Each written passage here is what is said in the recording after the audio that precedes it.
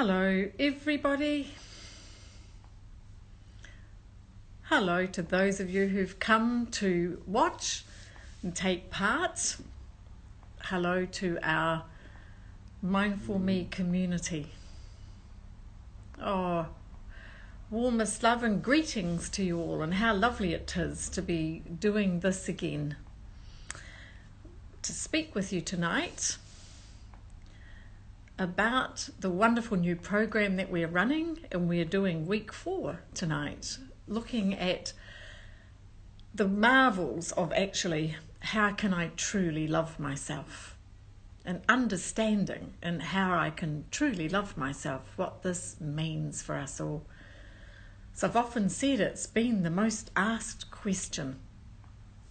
The most asked question, how can I truly love myself? It's very nice to have you all join with us and once again begin another lovely session.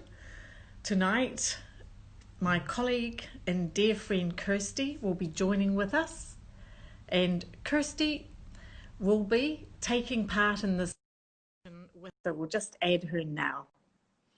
I'm looking forward to doing this with her. It's always a miracle to me when it works. It's quite amazing, really, when you think about it, how we can just call up someone from somewhere else. And there she is. Hello. Hello. Hello So there.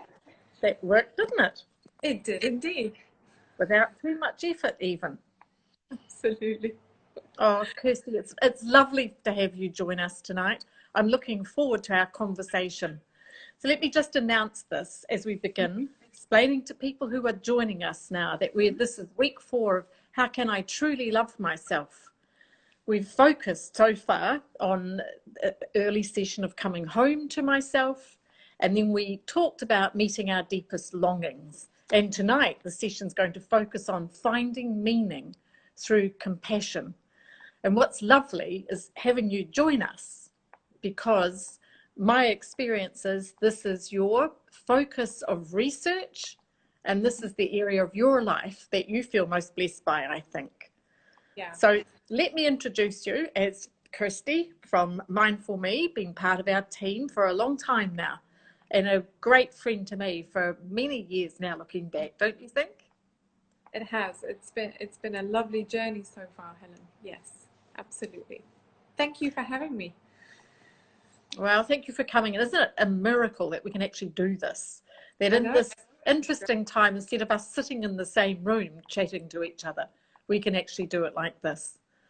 Well, the interesting thing about that is about half an hour ago, I was in the desert with lots of horses, and now I'm here doing this. So yes, it's really a lovely opportunity. Thank you. So have you arrived, do you feel? Absolutely. I have arrived. So I was wondering if you'd make it in time. No, we made it with good time to spare, actually. A daughter under very strict instructions to get off the horse and home. Yes. Well, let's have a look at the questions that we want to ponder tonight and understand. And first of all, let's just say a little bit more about this wonderful program. We've been teaching in the past in Mindful Me only in 4-week sessions. And I've often said we do that because this is Dubai and it's really hard to get people to sign up for longer periods of time. And yet here we have us the courage to run a workshop over 3 months, beginning at the beginning of October. And we want people to know about it and to be interested in it. We know, as I've said before, that if we love doing something, we'll continue it, we'll repeat it again. So that's what we're doing with this. So tonight's series is to talk about finding meaning and compassion. I was explaining this to someone recently, and they said to me, I have no idea what compassion is, really. So can I ask you, first of all, to answer this question for us? Tell us a bit more about what compassion actually is, Kirsty. Thank you. Thank you for inviting me to talk about compassion. It's something really close to my heart, and I have to tell all the listeners out there and sort of like confession time. It's something that took me a long time to bring to myself in my own journey and my own journey with mindfulness as well. So it's a really normal question that we get asked, excuse me, quite a lot is, what is compassion? How do I do that? For me, it's a sense of loving kindness. So it's the ability to bring loving kindness to ourselves first. So we're really talking about the essence of self-compassion and directing that towards inwards, towards ourselves. It is an inward journey, and it's a wonderful piece to have with you when we experience struggle or suffering or times of difficulty, which we all do from time to time. And that can be a whole range. So we know recently times have been really challenging for many people in the last few months in many different ways. So a sense of self-compassion really allows us to do that journey in and to bring a sense of kindness. And really, I often talk about self-compassion with clients as a way of, how would you talk to your really good friend? If you had a friend who was sat with you and really struggling, how would you talk to her and or him? And now apply that to yourself, because often we find it's quite something to be able to do that with somebody else, somebody external, or even pets or anybody we come into contact with. But it's really challenging to do that for ourselves. So I imagine then that the reason why this is going to be a very treasured part of this new program is that's what we've discovered being with people. It's easier to direct it out towards others, and for many people to answer the question of how can I truly love myself. Compassion has to be part of that, doesn't it, Kirsty? So can you talk to us about the role that compassion actually plays when it comes to our inner healing? So looking through the eyes of a mindfulness practitioner and somebody who's practiced mindfulness for a while now, I see it actually as a bird. And I love this example. One of my great teachers, and I think you've also talked about this as well, Helen, we've talked about this together. I see it as the bird of mindfulness, so being very present and being aware. A sense of self-compassion and self-kindness is like one of the wings. We need that. So we need awareness as one of the wings, and we need a sense of kindness and self-compassion as the other wing to allow us to fly and to really move forward. To have one without the other, we wouldn't be able to manage as well. People often ask me, is it a part of mindfulness? It is. It's really an essential part of mindfulness, that we can bring a sense of compassion, awareness to our journey. So yes, I love that essence of it. Well, so do I. And that picture of a bird, like how can we fly? How can we fly without both the wings? How lovely is that? So that the notion of the part that it plays in our inner healing, that the ability to help us ease the self-judgment. Yeah. Yeah, it is really that. And I noticed, and I like to share a little bit about my journey to help others to have an understanding, maybe they're experiencing something the same.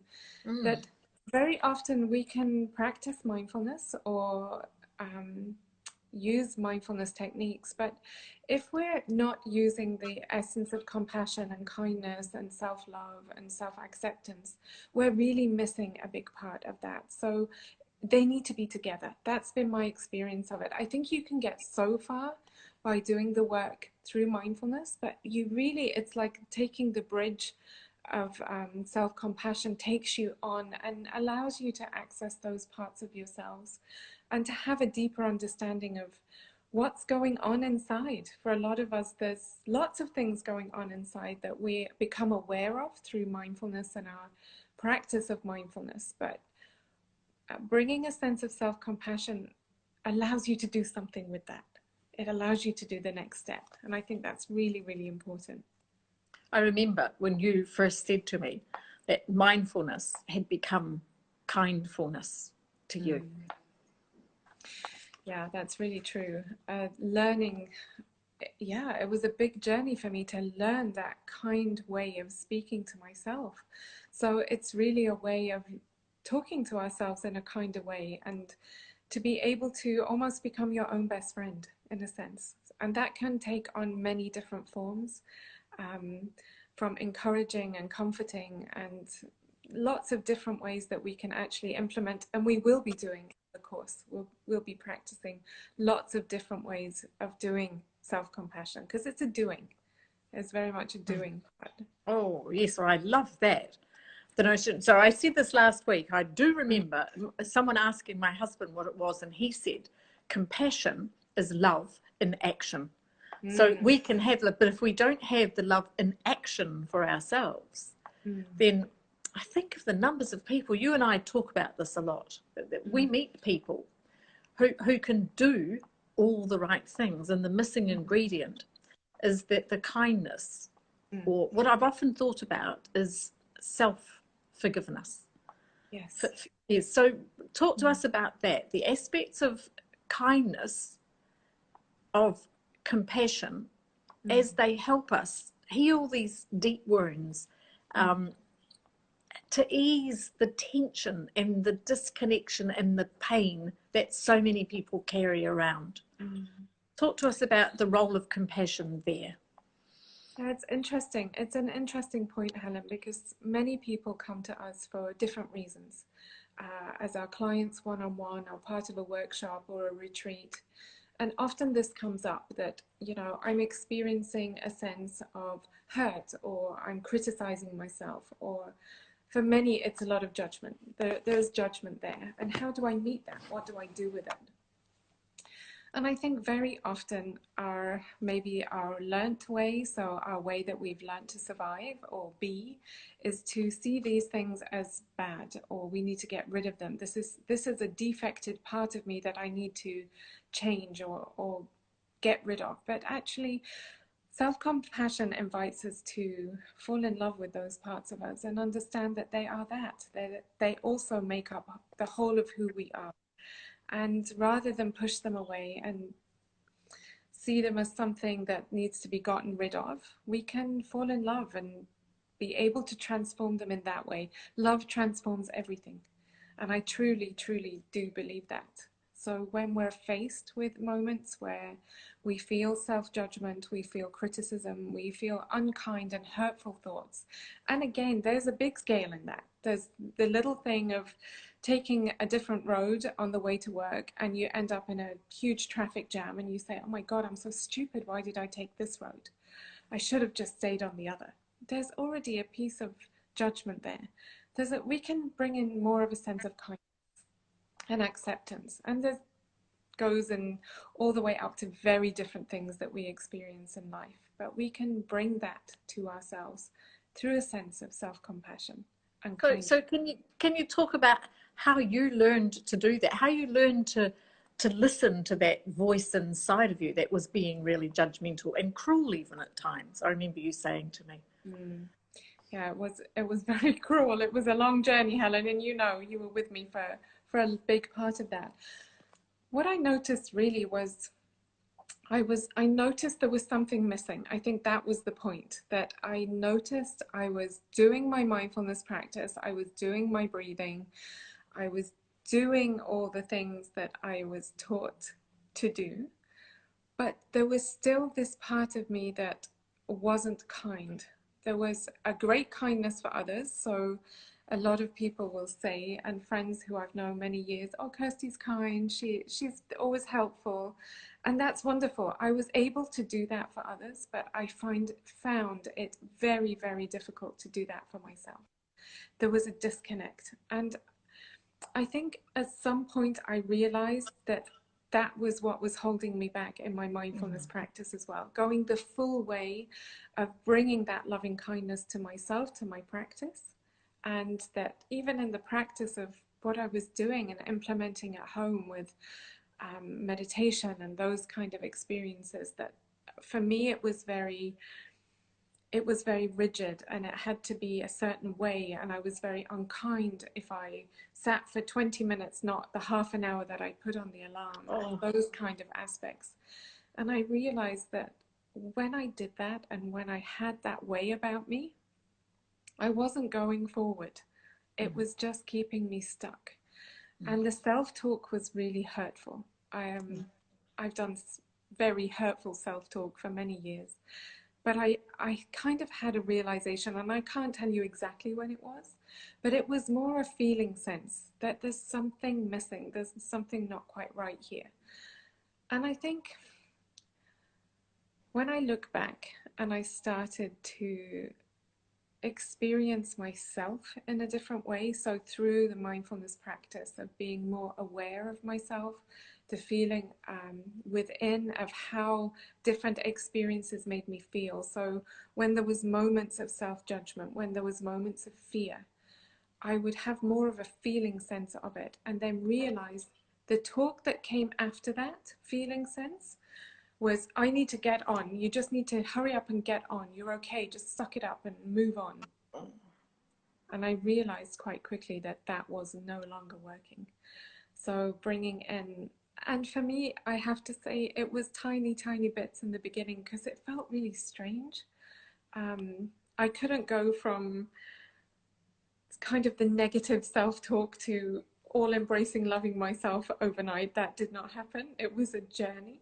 And it still is, definitely. It's a daily journey, but it became small, noticing. So being more aware of the talk that was coming. So the normal loop of something unkind that would be in the thought process, I was able to interrupt it and say, okay, what if I try something different? What if I experience a piece of loving myself in a gentle way, just a little bit? And we've talked about this, you and I, and Lynette as well, who's on our team. And sometimes it's just very slightly opening the door and letting a little piece in, and then it becomes, you experience the difference that makes you feel inside. So then I was able to implement it a little bit more into my practice. And just that feeling of having self-compassion, I realized when I did that for myself, I had bucket loads to give to others.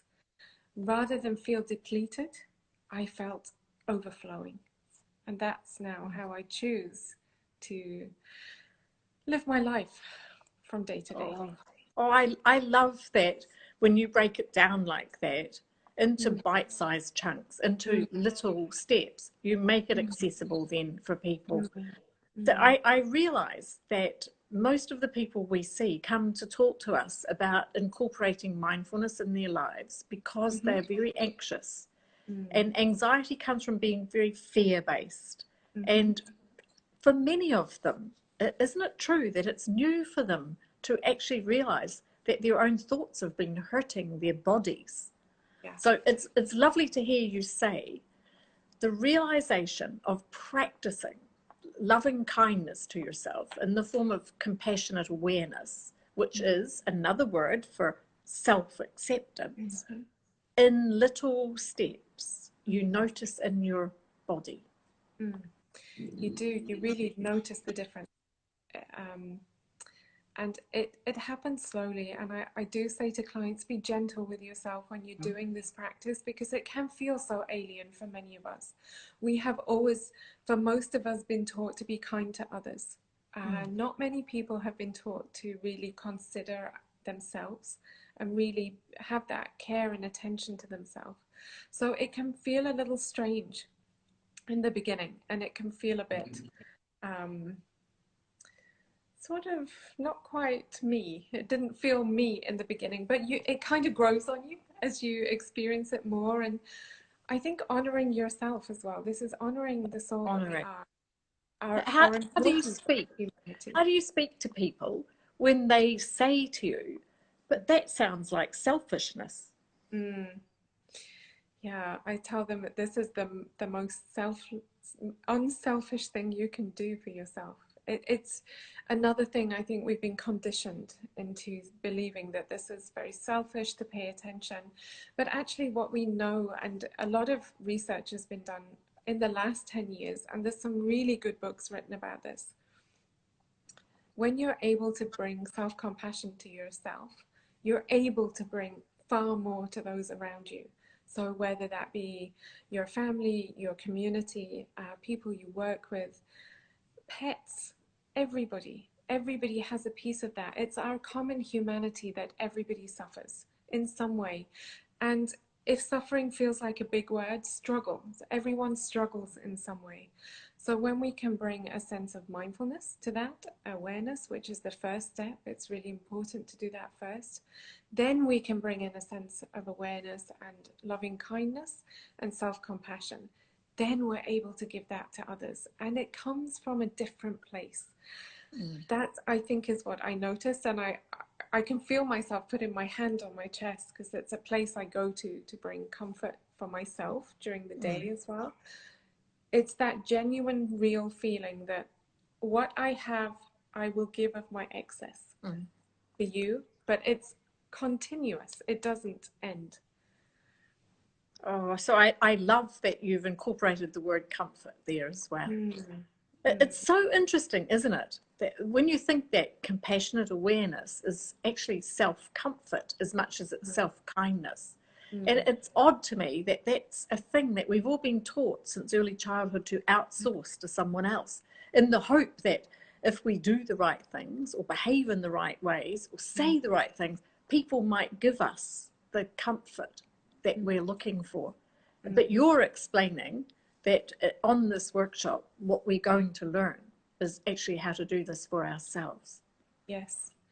I think another lovely way of describing it is nurturing yourself, learning the steps to be able to nurture your own self. And that doesn't mean we don't get that from others. We are made to be in community. That's really important for us. But it's also really important and a kind thing to do, that we can do that for ourselves. I teach children to be able to do that. It's very small gestures when they're alone, when they're away from home. Now we know our kids, many of them are going back to school. School feels like quite a different place to be this year.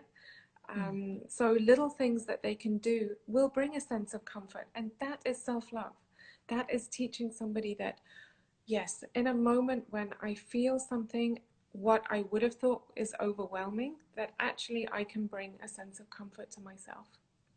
It is the greatest gift. So it's interesting, isn't it, that we teach adults how to do the thing now that, if you were to be honest about it, if our deepest longing is to love and to be loved, then alongside of that is our deepest loving for comfort, isn't it? We wanting to be comforted. Or I think of a lovely old-fashioned word that's actually part of the common marriage ceremony. I promise to love and to cherish you. And I think, how would you know that you were being cherished by someone? And deeper still, what would you need to do to enable yourself to feel cherished by you? Like, why would we outsource that and then feel helpless and powerless and have to wait for it from others? So learning to give that, the cherishing, the nurturing, self-nourishment. Is that what compassion is too? Yes, definitely. And there's so many ways to do that. People often say to me, you know, how do I do that? How do I implement it? And I say, what works for you? For everyone, it will be something different. For some people, it will be touch. For others, it could be journaling or writing. For others, it could be spending time in nature, but being really close to myself and having access and understanding what's going on inside. So the feelings that come up for me, noticing them, not being afraid of them, knowing that all is welcome here. And we say that a lot when we're teaching mindfulness, and it's beautiful. Yeah. So the notion of learning or relearning again, how to be tender to ourselves. These are the words, aren't they, that describe compassion, nurturing, nourishment, tenderness, kindness, the care both of our physical body. I think of compassion for your mind sometimes, and compassion for your heart. These are all different ways of practicing it, aren't they? Yeah, they really are. And I think it's what brings them both together, because for many of us, our mind is a difficult place to live. And for many of us, we live in our mind, and we experience that from time to time or for long periods of time. And the mind can be full. We know that.